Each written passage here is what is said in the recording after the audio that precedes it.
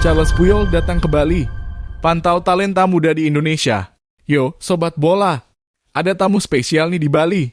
Legenda Barcelona dan timnas Spanyol Charles Puyol baru aja mampir ke Pulau Dewata buat memantau bakat-bakat muda sepak bola Indonesia. Gimana ceritanya? Yuk, simak sampai habis.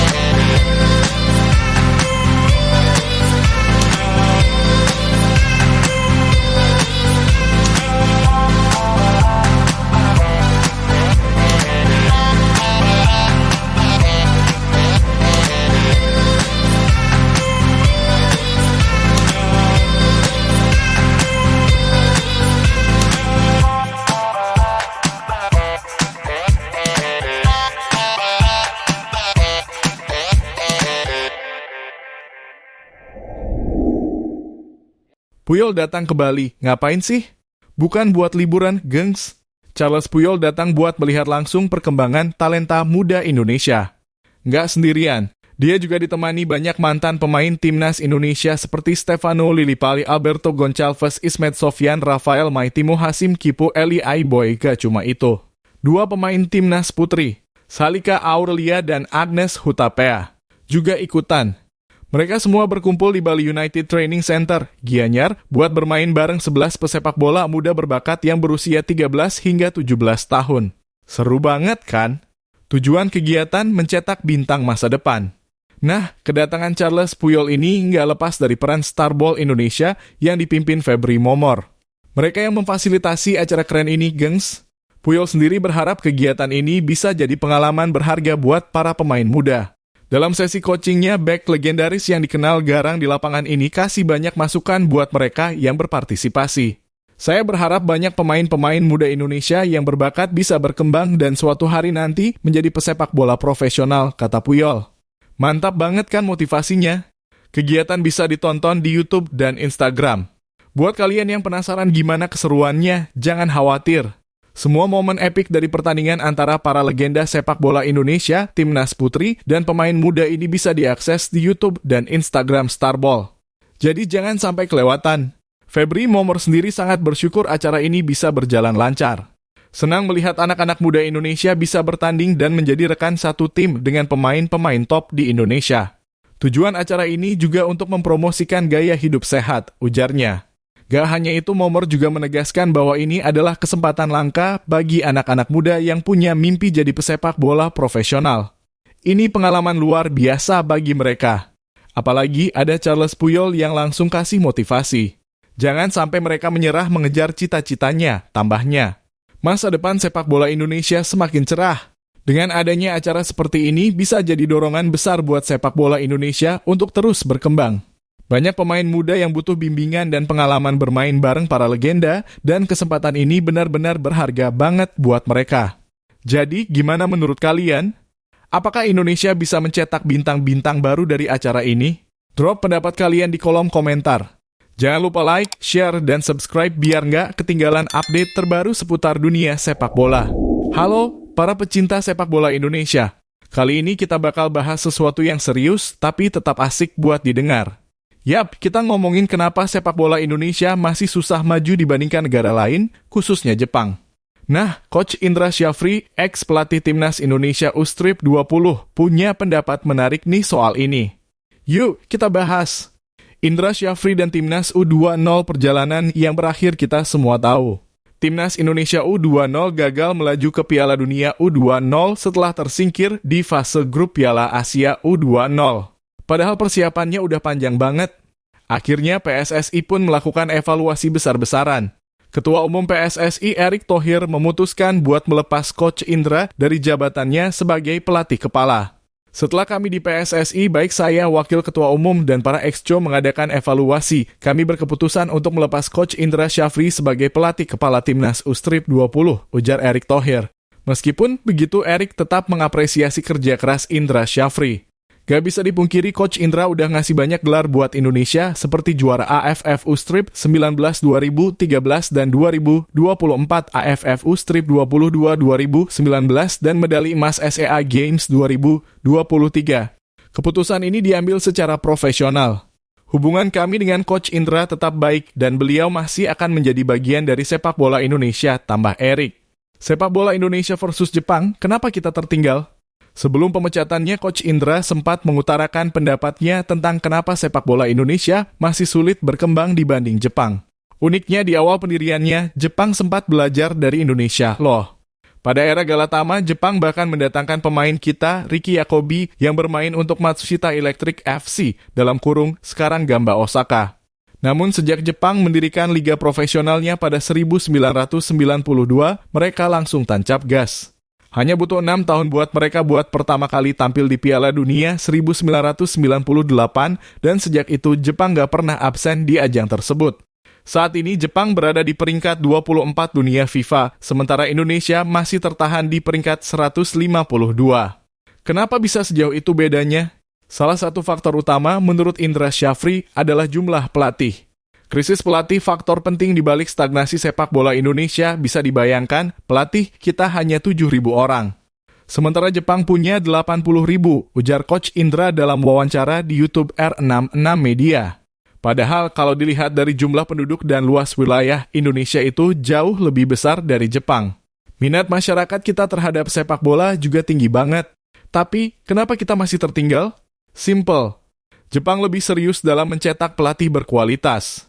Di Indonesia, pelatih yang memegang sertifikasi A-Pro dalam kurung lisensi tertinggi untuk pelatih juga masih sangat sedikit. Saat ini kita baru punya 21 orang yang bersertifikasi A-Pro. Saya baru buka gelombang kedua untuk 20 orang lagi. Jepang sudah hampir punya 2.000 pelatih A-Pro. Tambah Coach Indra. Kurangnya jumlah pelatih ini jelas berpengaruh ke kualitas pembinaan pemain muda. Gimana anak-anak muda Indonesia bisa berkembang kalau mereka gak dilatih dengan benar sejak usia dini? Sementara di Jepang, anak-anak udah dibimbing oleh pelatih bersertifikat sejak kecil. Solusi gak cuma naturalisasi, tapi juga perbanyak pelatih berkualitas. Selama ini, PSSI udah melakukan berbagai cara buat ningkatin performa timnas, salah satunya lewat naturalisasi pemain. Gak ada yang salah dengan itu, karena kita memang butuh pemain berkualitas. Tapi, kalau kita mau benar-benar bersaing, kita juga harus serius dalam membangun sistem pembinaan usia dini. Langkah pertama, perbanyak jumlah pelatih yang kompeten. Sepak bola itu bukan cuma soal jumlah pemain, tapi juga jumlah pelatih yang bisa membimbing mereka dengan benar, tegas Coach Indra. Jepang udah membuktikan bahwa dengan banyaknya pelatih berkualitas, mereka bisa membentuk tim nasional yang solid. Sementara kita masih mengandalkan beberapa akademi top dan naturalisasi. Kalau kita mau menyamai level Jepang, kita harus mulai dari akar rumput. Mulai dari sekolah-sekolah, akademi lokal, hingga klub-klub daerah. PSSI harus serius dalam memperbanyak pelatih berkualitas agar bibit-bibit muda Indonesia bisa berkembang maksimal. Kesimpulan, saatnya sepak bola Indonesia bangkit.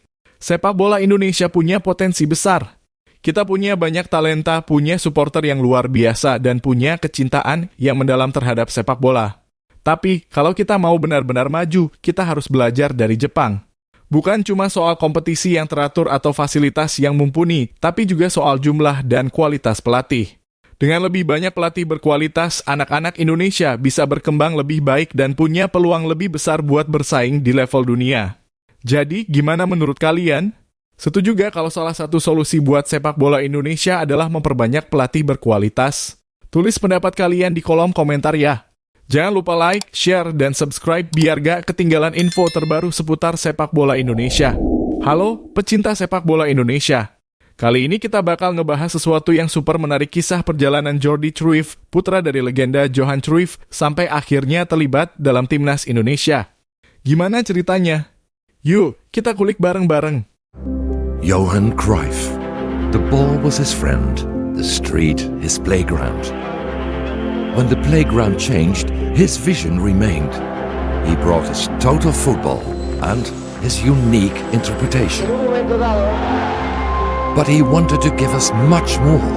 His biggest dream was about to be realized. The foundation was born in 1997. It was a project that my father always wanted to fulfill. He went to the Special Olympics for the first time, and he saw how much impact sport could have on children with handicaps and on their lives. He always used to tell me, look at these laughs, look at their faces. This is what it's worth doing it. Deze foundation zorgt dat wie dan ook, met wat voor beperking dan ook, sport kan beoefenen, want sport is natuurlijk heel belangrijk. Het bewegen, ook leren omgaan met elkaar, met andere kinderen en alle principes van de Cruyff Foundation na te leven. Johan Cruyff imagined a place for new possibilities. He wanted all children to have a space to play together, to laugh, to connect, to grow. The Cruyff Courts grew from a local to a global phenomenon, and they still expand today, even at locations where circumstances are challenging. Like in Lesbos, refugee camps, for the children to forget about their lives for a little while and have fun and be children. Sometimes a court for people to come together is all they need. Space for everyone beyond physical or cultural boundaries. Today, maybe more than ever, just how he imagined it and how we all continue what he started. Todo el mundo está aprendiendo. Y si todo el mundo disfruta, yo creo que el día es perfecto. We moeten ook echt niet stil blijven staan. En we moeten die kinderen die nu nog zo'n behoefte hebben aan onze steun, die mogen we nooit, maar dan ook nooit loslaten. 25 years of creating space to grow with the Cruyff Foundation. And with the right support, our journey is endless. Jordi Cruyff lahir dari keluarga legenda dari kecil. Nama Jordi Cruyff udah mencuri perhatian. Bukan cuma karena dia anak dari Johan Cruyff, tapi karena dia juga punya bakat alami dalam sepak bola. Sejak belia, Jordi udah terbiasa hidup di lingkungan sepak bola yang penuh tekanan dan ekspektasi tinggi. Tapi dia nggak mau cuma numpang nama besar sang ayah. Dia ingin membuktikan bahwa dirinya juga punya skill dan karier yang patut diperhitungkan. Perjalanan awal Jordi dari Akademi Barca sampai ke tim senior, Jordi memulai kariernya di Akademi Sepak Bola Barcelona, tempat di mana dia menyerap ilmu dari ayahnya dan para legenda Blaugrana lainnya. Tapi perjalanan menuju tim utama nggak instan, bro. Jordi lebih dulu main di Barcelona B sebelum akhirnya naik ke tim senior pada tahun 1994. Walaupun awalnya kesulitan dapat tempat di starting XI, Jordi akhirnya mulai mendapat menit bermain dan sukses membantu Barcelona meraih gelar Supercopa de Espanya. Tapi di tengah persaingan ketat di skuad, dia akhirnya memutuskan untuk mencari pengalaman di luar Spanyol. Tantangan baru Manchester United dan klub Eropa lainnya tahun 1996, Jordi bergabung dengan Manchester United yang saat itu dilatih oleh Sir Alex Ferguson. Wah, kebayangkan betapa sulitnya bersaing di klub sebesar MU. Sayangnya Jordi lebih sering duduk di bangku cadangan. Tapi bukan berarti dia nggak punya kontribusi. Dia tetap membantu Setan Merah meraih 3 gelar Premier League 1996-1997 serta Charity Shield tahun 1996 dan 1997. Setelah beberapa musim di Old Trafford, Jordi melanjutkan kariernya di beberapa klub lain, termasuk Alaves dan Espanyol. Pencapaian terbesarnya bersama Alaves adalah membawa tim tersebut ke final UEFA Cup 2001. Sayangnya mereka harus mengakui keunggulan Liverpool. Beralih ke dunia manajerial setelah gantung sepatu sebagai pemain, Jordi nggak langsung pensiun dari dunia sepak bola. Dia mulai merintis karier di balik layar sebagai sporting director di AEK Larnaca, klub Yunani. Dari situ dia pindah ke Maccabi Tel Aviv dan bertahan selama beberapa tahun sebelum akhirnya naik jabatan jadi manajer pada musim 2017-2018. Kemampuan manajerialnya terus berkembang. Jordi kemudian melatih Chongqing dan Dailifan di Cina dan mendapat tawaran lebih besar sebagai pelatih timnas Ekuador. Sayangnya di sana dia cuma bertahan selama 6 bulan sebelum kembali ke Cina untuk menangani Shenzhen FC. Kembali ke Barcelona dan babak baru bersama timnas Indonesia musim panas 2021 jadi momen penting buat Jordi karena dia kembali ke Barcelona, kali ini sebagai sporting advisor. Perannya adalah membantu klub dalam pengambilan keputusan strategis, terutama soal perekrutan pemain dan pengembangan tim. Dan akhirnya kabar mengejutkan datang. Pada 25 Februari 2025, Jordi resmi ditunjuk sebagai Technical Advisor Timnas Indonesia. Saya baru bisa mengumumkan Technical Advisor untuk tim nasional kita, yaitu saudara Jordi Cruyff. Kita memerlukan individu-individu yang memang bisa menjadi bagian kita membangun program-program besar kita ke depan. Salah satu figur yang terus kita coba bangun yaitu di sisi technical. Bagaimana membangun metodologi untuk kepelatihan, mengoptimalkan pemain dari tingkat yang amatir ke profesional, roadmap, talent pool tim nasional. Saya baru bisa mengumumkan technical advisor untuk tim nasional kita, yaitu saudara Jordi Cruyff. Dia akan datang di awal Maret bersama Patrick untuk mulai juga bicara seperti apa rancangan besar dia, termasuk juga membantu pencarian technical director dan mereview semua tentu kepelatihan yang ada di tim BTN, tim nasional. Gokil kan? Ini artinya sepak bola Indonesia bakal dapat sentuhan strategi dari seseorang yang punya pengalaman di klub-klub besar Eropa. Kita semua tentu berharap kontribusi Jordi bisa membawa perubahan signifikan buat Garuda. Jadi, gimana menurut kalian? Apakah dengan kedatangan Jordi Cruyff, timnas Indonesia bisa makin berkembang? Kasih pendapat kalian di kolom komentar ya. Jangan lupa like, share, dan subscribe buat dapat update terbaru seputar dunia sepak bola.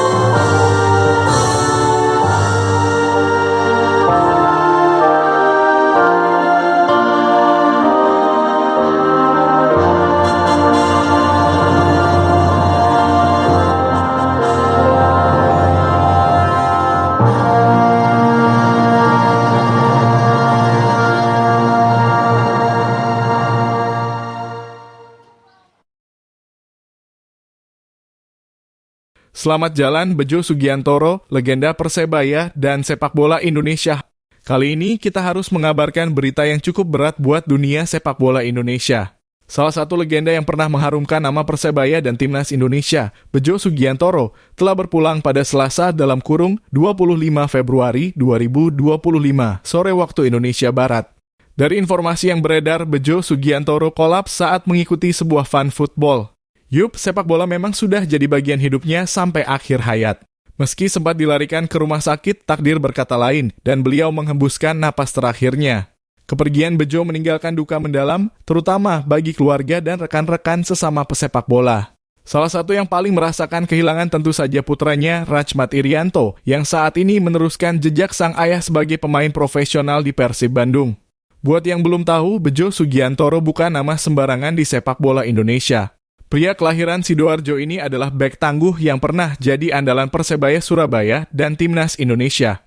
Bejo dikenal sebagai pemain belakang yang punya jiwa kepemimpinan tinggi dan gaya main yang keras tapi bersih. Saat masih aktif, dia adalah tembok kokoh yang sulit ditembus oleh lawan-lawannya. Karier sepak bolanya mulai bersinar sejak membela Persebaya di era 90-an hingga awal 2000-an. Ia menjadi bagian dari skuad baju ijo yang sukses meraih gelar Liga Indonesia pada 1997 dan 2004. Bejo juga dikenal sebagai bagian dari generasi emas Timnas Indonesia yang bertarung di Piala Tiger, dalam kurung, sekarang Piala AFF, dan berbagai ajang internasional lainnya. Kepergian Bejo meninggalkan banyak kenangan dan pelajaran bagi generasi muda. Ia bukan hanya legenda di lapangan, tetapi juga pelatih yang berkontribusi dalam membina talenta muda di Indonesia. Bejo sempat berkarier sebagai asisten pelatih Persebaya dan ikut serta dalam membentuk fondasi tim muda yang tangguh. Salah satu warisan terbesar Bejo adalah putranya, Rachmat Irianto.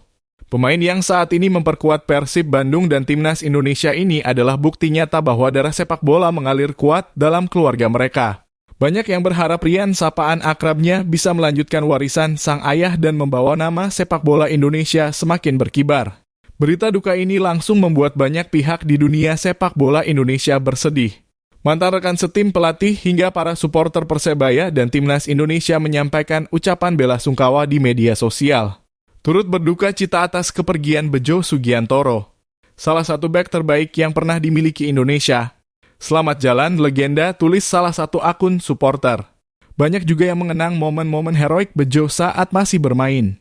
Salah satu yang paling diingat tentu saat dia tampil garang membela Persebaya di Liga Indonesia atau saat mengenakan seragam Timnas Merah Putih di turnamen internasional.